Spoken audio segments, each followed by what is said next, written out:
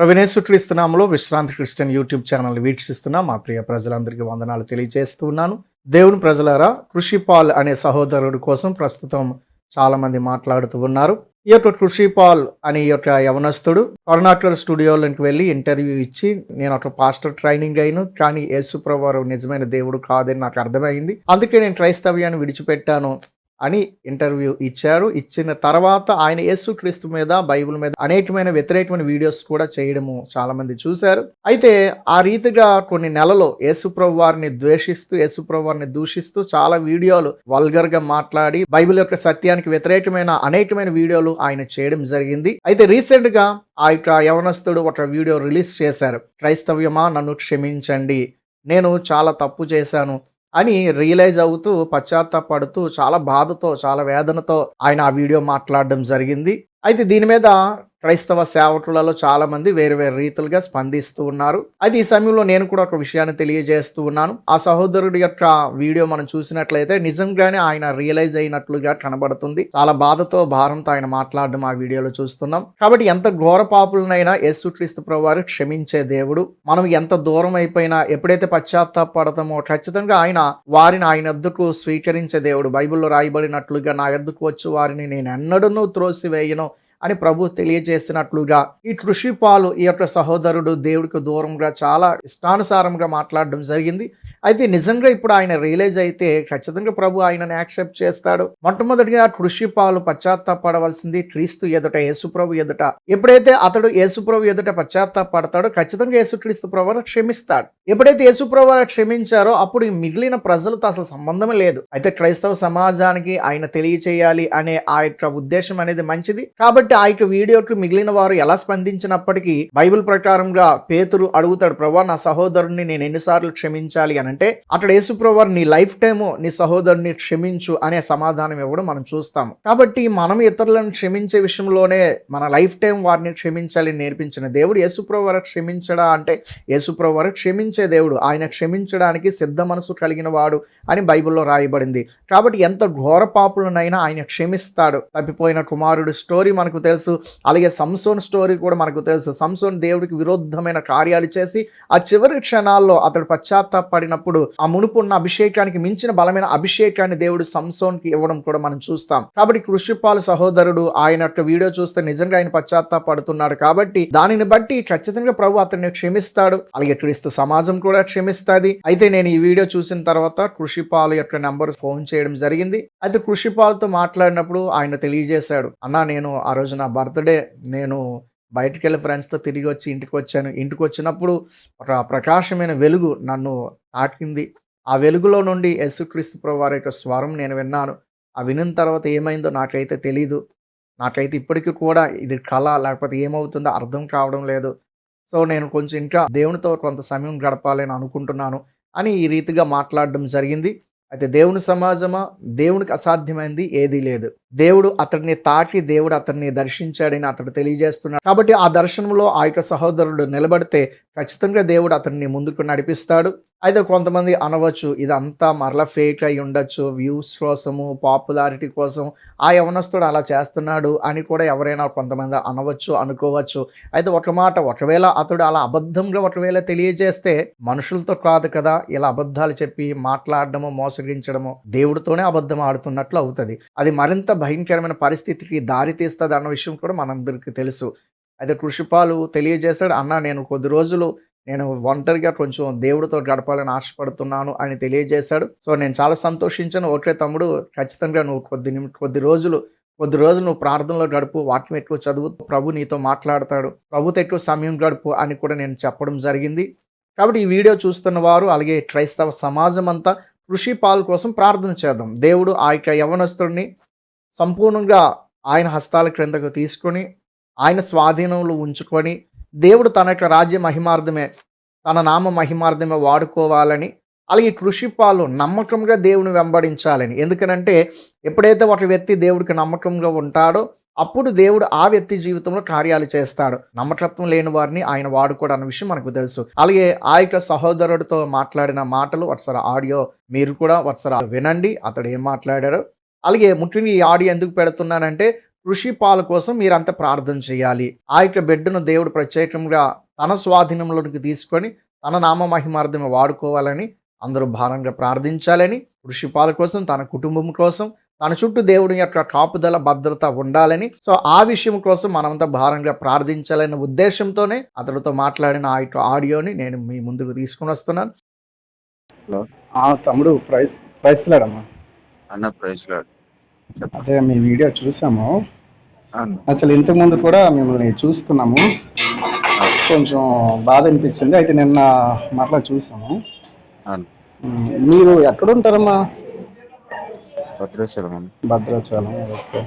ఆ, కొన్ని విషయాలు తెలుసుకోవచ్చా? అసలు ఏం జరిగింది ఏంటి? ఆ, బ్రీఫ్గా చెప్పు, పర్వాలేదు, ఎక్కువ వివరణ అవసరం లేదు. అన్న ఆ రోజు అంటే మన ఫిబ్రవరి 20 ఆ రోజు నార్మల్గానే అది ఆ రోజు నా బర్త్డే. ఓకే. మామూలుగానే చేయాల్సినట్టుగా ఫ్రెండ్స్తో అలా తిరిగేసి మార్నింగ్ అంతా గడిపేసి ఆఫ్టర్నూన్ ఇంటికి వచ్చాను. ఓకే. ఇంటికి వచ్చిన తర్వాత ఇంట్లో ఒక్కనే ఉన్నాను. అమ్మ నాన్న పనికి వెళ్ళిపోయారు. ఓకే. ఆ, తెలియకుండా ఒక ప్రకాశం రావడం, అది నాతో మాట్లాడడం, నాకు తెలియకుండానే నేను దానికి లోబడ్డం, ఆటోమేటిక్గా కన్నీళ్ళు రావడం, నేను ఎంత బాధ పెట్టానో, నేను చేసిన పనులన్నీ నాకు వివరిస్తూ ఎంత బాధ పెట్టావు, ఇలా చేసావు నువ్వు, ఇలాగా ఇందుకోసమైనా నేను ఫస్ట్ నుంచి ఇలా చేసింది అని చెప్పేసి మాట్లాడటం, అవన్నీ నాతో మాట్లాడుతూ నువ్వు విడిచిపెట్టిన ఏదైతే కాడుందో నువ్వు దాన్ని మరలా ఎత్తుకోవాలి అని ఆయన మాట్లాడటం, అదంతా జరిగిపోయింది. అలా ఆ రోజు జరిగింది. అప్పటి నుంచి షాక్లో ఉన్నాను. నేను ఏమో నిద్రపోయినా లేకపోతే ఏదో కలగన్నాను అనుకునేవాడిని, కానీ మెలకుగా ఉండగానే అదంతా జరిగింది. నాకు అప్పటి నుంచి ఇప్పటి వరకు షాక్లో ఉన్నాను. నాకేం అర్థం అవ్వలేదు. అండ్ అది ఎప్పుడైతే ఇన్సిడెంట్ జరిగిందో ఆ తర్వాత నేను ఏమేమి చేశాను, ఏమేమి మాట్లాడాను, రోజులు ఏదైతే అన్నీ నాకు గుర్తు రావడం, చాలా గిల్ట్గా అనిపించడం, నిద్ర పట్టకపోవడం, తర్వాత వెంటనే మార్నింగ్ లేచి వీడియో చేసి లైవ్ ఇచ్చేంత వరకు కూడా నాకు మంచిగా అనిపించలేదు. తర్వాత ఎప్పుడైతే లైవ్ ఇచ్చానో, క్షమాపణ అడిగానో, అప్పుడు కొంచెం భారం తగ్గినట్టుగా ప్రశాంతంగా అనిపించింది. అలా జరిగిందన్న విషయం. ప్రభు నేను ప్రేమిస్తున్నాడు కాబట్టి మరలా ప్రభు నీతో మాట్లాడడం జరిగింది. అయితే ఏదైనా ప్రభు దగ్గర నువ్వు క్షమాపణ అడిగావు కాబట్టి ప్రభు క్షమిస్తాడు. నమ్మకంగా ఉంటే ఖచ్చితంగా ఆయన వాడుకుంటాడు. కాదు, వీలైతే చిన్న ఇంటర్వ్యూ ఏమైనా అవుతుంది ఆన్లైన్లో, నువ్వు రాగలవా? పక్క హాఫ్ అన్ అవర్. ఇప్పుడప్పుడే ఏమి రాలేదు, టైం కావాలి. నేను కొంచెం ఆయనతో గడపాలి. ఒక 1 month అయినా నేను అవ్వలేను అనుకుంటున్నా. ఏం పర్లేదు, నువ్వు ప్రశాంతంగా ఎక్కువ ప్రార్థన చేసుకో, బైబిల్ చదువుకో. సో దేవుడు విజిట్ చేశాడంటే ఆయన నిన్ను ఒక ప్రత్యేకమైన విధానంలో ఆడుకోవడం ఆయన ప్రణాళిక అయి ఉంటుంది. కాబట్టి spend more time with God, దేవుడితో సమయం గడుపు. ఏమైనా డౌట్స్ కానీ ఇలా ప్రేయర్ సపోర్ట్ కానీ లేకపోతే ఏమైనా ఉంటే ఖచ్చితంగా నీ చుట్టూ చాలామంది అన్నలు ఉన్నారు. లేకపోతే నా నెంబర్, ఇది నా పర్సనల్ నెంబరు, సేవ్ చేసుకో. Any time you can call చేయొచ్చు. నీకు అన్ని విధాలుగా సపోర్ట్ ఉంటుంది. అంటే కొన్ని విషయాలు అంటే చాలామంది అసలు ఏమైంది అది ఫేక్ మాట్లాడా లేకపోతే ఇలా అన్నట్టు కొంతమంది మాట్లాడుతున్నారు. అయితే నేను విశ్వసిస్తున్నాను ప్రభుకి అసాధ్యమైనది ఏదీ లేదు. అందుచేతనే ఒకవేళ నువ్వేమైనా ఒక 10 minutes ఏదో లేకపోతే హాఫ్ అన్ అవర్ చిన్న ఇంటర్వ్యూ ఏమైనా అవకాశం ఉంటే మాట్లాడితే బాగుంటుందని. కానీ ప్రస్తుతం నీకు ఇబ్బందిగా ఉందన్నావు కాబట్టి no problem at all. So నీకోసం ప్రార్థన చేస్తాము తప్పకుండా. నిన్న చాలామంది అమ్మలు నాకు ఫోన్ చేశారు, మేము మాట్లాడాము నీకోసం. నేను నీతో ఒకసారి మాట్లాడే ఇది చేద్దామని. ఓకే అమ్మ, అయితే జాగ్రత్త, టచ్లో ఉంటాను, ప్రేయర్ చేస్తాము. నువ్వు ప్రేయర్ చేసుకో, బైబిల్ చదువు. అన్న. భద్రాచలంలో మరి ఏ చర్చికి వెళ్ళేవారు స్టార్టింగ్లో నువ్వు సేవకు రాకమునుపు? సిఎస్ఐ చర్చ్ అన్న మా ఊరు. Yes, okay okay. పరిచయ సేవ బైబిల్ ట్రైనింగ్ కూడా ఆ సిఎస్ఐ దగ్గరికి వెళ్ళావా? లేదు, బిలీవర్ చర్చ్లో. Believers, okay okay okay. అయితే నువ్వు కొంచెం ఫ్రీ అయిన తర్వాత నువ్వు చెప్తే అప్పుడు మనం మాట్లాడదాం. ఓకే. అంతవరకు నేను ప్రేయర్ చేస్తాం, ధైర్యంగా ఉండు.